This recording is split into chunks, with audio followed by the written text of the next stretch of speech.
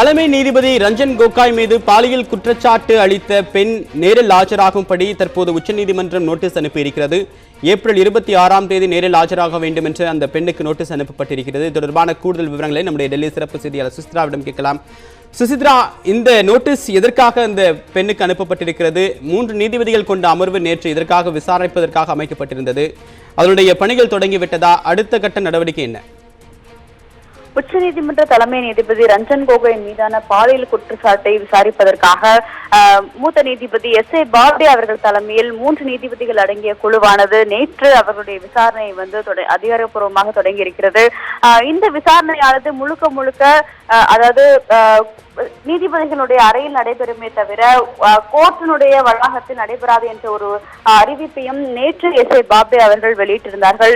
அதன் அடிப்படையில் தலைமை நீதிபதி ரஞ்சன் கோகோய் மீது வழங்கப்பட்டிருக்கும் அந்த பாலியல் புகார் தொடர்பாக விரிவான விசாரணை நடத்துவதற்காக புகார் அளித்த பெண்ணை 26ஆம் தேதி உச்சநீதிமன்றத்தில் விசாரணை குழுவின் முன்பு நேரில் ஆஜராக வேண்டும் என்ற ஒரு உத்தரவை தற்பொழுது எஸ்.ஏ. பாப்டே குழுவானது நோட்டீஸாக அந்த பெண்மணிக்கு அனுப்பியிருக்கிறது.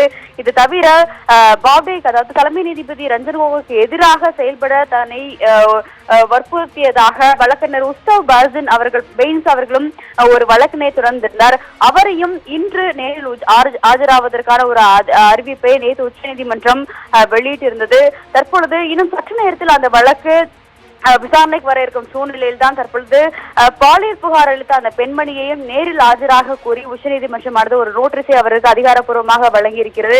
நேற்றே, அதாவது மூத்த நீதிபதி எஸ்.ஏ. பாப்டே தலைமையில் மற்ற நீதிபதிகள், அதாவது என்.வி. ரமணா மற்றும் இந்திரா பானர்ஜி அடங்கிய 3 குழுவை பாலியல் குற்றச்சாட்டு தொடர்பான விசாரணைக்காக விசாரணை குழுவாக அமைத்து உச்சநீதிமன்றமானது ஒரு அறிவிப்பினை வெளியிட்டிருந்தது.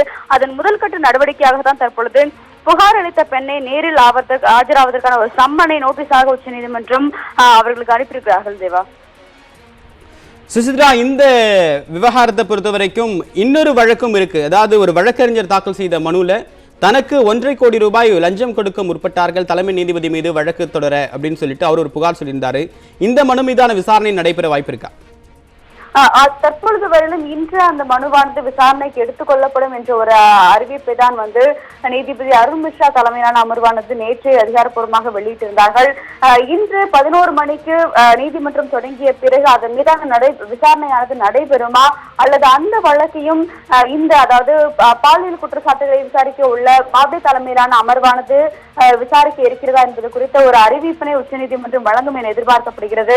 தற்போது வரையிலும் இன்று 11 மணிக்கு நீதிபதி அருண் மிஸ்ரா தலைமையிலான அமர்வானது வழக்கறிஞர் உஸ்தவ் பெயினுடைய அந்த வழக்கினை, அதாவது குறிப்பாக தலைமை நீதிபதி ரஞ்சன் கோகோய்க்கு எதிராக வழக்கு பதிவு செய்து வாதாடுவதற்காக தனக்கு 1.5 கோடி ரூபாய் கொடுக்க முன்வந்ததாக ஒரு வழக்கினை அவர் பதிவு செய்திருந்தார். அந்த வழக்கின் மீதான விசாரணையை எப்பொழுது நடத்துவது என்பது குறித்த ஒரு விரிவான அறிவிப்பு இன்னும் சற்று நேரத்தில் உச்சநீதிமன்றத்திலிருந்து வெளியே வரும். தேவா, சுசித்ரா, இந்த உச்சநீதிமன்ற தலைமை நீதிபதி ரஞ்சன் கோகாய் மீது பிறப்பிக்கப்பட்ட இந்த பாலியல் குற்றச்சாட்டு தொடர்பான வழக்குல நிறைய கேள்விகள் முன்வைக்கப்படுது. ஒன்று, தலைமை நீதிபதி மீள வைக்கக்கூடிய குற்றச்சாட்டு நிறைய உள்நோக்கம் கொண்டது அப்படின்ற கருத்தை அவர் சொல்றாரு.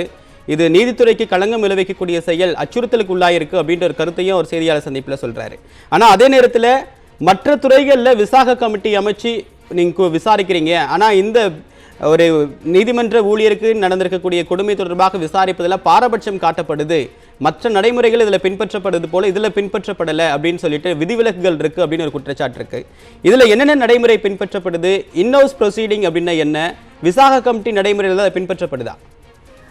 நிச்சயமாக தேவா, அதாவது இந்த விவகாரத்தை பொறுத்த அளவில் உச்சநீதிமன்றத்தினுடைய மிக மூத்த நீதிபதி, அதுவும் இந்தியாவினுடைய தலைமை நீதிபதி ஒருவர் மீது பாலியல் குற்றச்சாட்டை எடுத்துக் கொள்ளப்படும் பொழுது உச்சநீதிமன்றத்தினுடைய அந்த விசாகா கமிட்டியினுடைய பரிந்துரைகளின் அடிப்படையில் தான் விசாரணை நடைபெறும் என்பதை உச்சநீதிமன்றம் தெளிவாகவே இருக்கிறது. ஏற்கனவே விசாகா கமிட்டியை பொறுத்த அளவில் உச்சநீதிமன்றத்தில் இந்து மல்ஹோத்ரா அவர்கள் தலைமையிலான அவர் தலைமையிலான குழுதான் விசாகா கமிட்டியினுடைய பொறுப்பாக தற்பொழுது உச்சநீதிமன்றத்தில் செயல்பட்டு வருகிறது. அதன் அடிப்படையில் தான் தற்பொழுது 3 நீதிபதிகள் கொண்ட ஒரு குழுவினை அவர்கள் அமைத்திருக்கிறார்கள். குறிப்பாக அடுத்த தலைமை நீதிபதியாக பதவியேற்க உள்ள எஸ் ஏ பாப்டே அவர்கள், அவருக்கு அடுத்த மூத்த நீதிபதியாக இருக்கும் NV ரமணா, அது தவிர ஒரு பெண் நீதிபதி இருந்தால் நன்றாக இருக்கும் என்பதன் காரணம் காட்டி இந்திரா பானர்ஜி அவர்களையும் தற்பொழுது இந்த விசாரணை குழுவில் முக்கிய உறுப்பினர்களாக அமர்த்தியிருக்கிறார்கள். விசாகா கமிட்டியின் பரிந்துரைகளின் அடிப்படையில் பாலியல் குற்றச்சாட்டுகளை ஒருவர் முன்வைக்கும் பொழுது எந்த மாதிரியான நடவடிக்கைகளை அவர்கள் எடுப்பார்களோ, எந்த மாதிரியான விசாரணைகளை அது முன்வைக்குமோ அதன் அடிப்படையில் தான் விசாரணையானது நடைபெற இருக்கிறது. இன்ஹவுஸ் ப்ரொசீடிங்ஸ் என்று அழைக்கப்படும் இந்த விசாரணையானது முழுக்க முழுக்க நீதிபதிகளினுடைய அறைகள் மட்டுமே நடைபெறும். குறிப்பாக இதில் எந்த ஒரு வழக்கறிஞர்களும் மனுதாரர்கள் அல்லது எதிர் மனுதாரர்கள் சார்பாக இருக்க மாட்டார்கள். பாலியல் குற்றச்சாட்டை யார் முன்வைத்திருக்கிறாரோ அந்த பெண்ணும் தலைமை நீதிபதி ரஞ்சன் கோகோய் அவர்கள் இருவரும் மட்டுமே அந்த அறைக்குள் இருப்பார்கள். அவர்கள் தவிர விசாரணை குழுவினுடைய 3 உறுப்பினர்களும் அங்கே இருப்பார்கள்.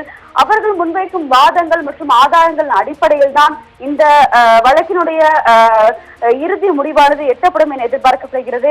நிச்சயமாக விசாகா கமிட்டியினுடைய பரிந்துரைகளின் அடிப்படையில் தான் ஒருவேளை இந்த பாலியல் குற்றச்சாட்டு உண்மை என வெளிவரும் பட்சத்தில் அதற்கு ஏற்றது போல் தண்டனை என்ன வழங்க வேண்டும் என்ற ஒரு குறிப்பை முன்வைக்கப்படும்.